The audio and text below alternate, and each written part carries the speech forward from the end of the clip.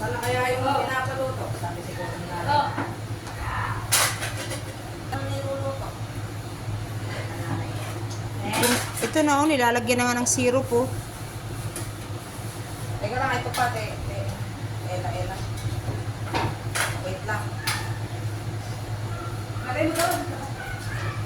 Tatay mo. Tatay mo. Tatay mo, tatay mo. Tatay natin lahat, ah. Grabe ka naman. Tatay niya, tatay ko. Ang tatay mo, ang tatay, gi. Ewa. Sabihin ba? Gimot? Ay! Kasi. Hajik. Pwede. Ana, sorry. Ada. Data. Deadly. Ikaw na maglagay sa labas? Okay. Dalawa yan? Marami siya ata sila to.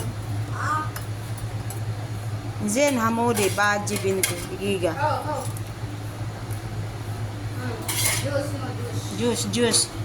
Juice. Ay, matika. Gusto ba nila kunti lang mo yung ano, syrup? Ang tatay. Marami. Shala. Bukas mo lang lahat. Wala nang gamot, puro na lang matamis. Ubus mo lahat ang pagmamahal mo. Muhugot ka. Mukhang may pinanghuhugutan ka. Tiwi niya.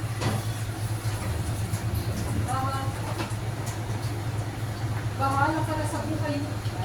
Ala, may pinaghuhugutan ng aming madam. May pinanghuhugutan ng aming madam. Mukhang ala, gemot. Alam ko pag gemot, Ramadan. Sa driver, oho. Gemot. Ano na? Sa driver, Gemot. kahit wala na akong jowa.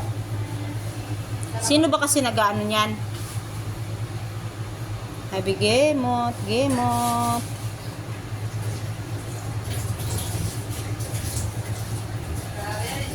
Si Panisha pa kapag kinabito, yun pa na iba. Ano? Di ba nung nasa Israel kayo, ano? Di ba si Vanessa sabi niya, saan si Vanessa sabi niya, ko, no? Nasa Israel ka? Oh.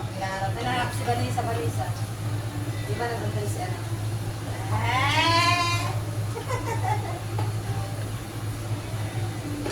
Doon pala iba. Kunti pa to isa. Ano mo yan? Wala rin pera yan. Kaya nga, maraming utang pa yan.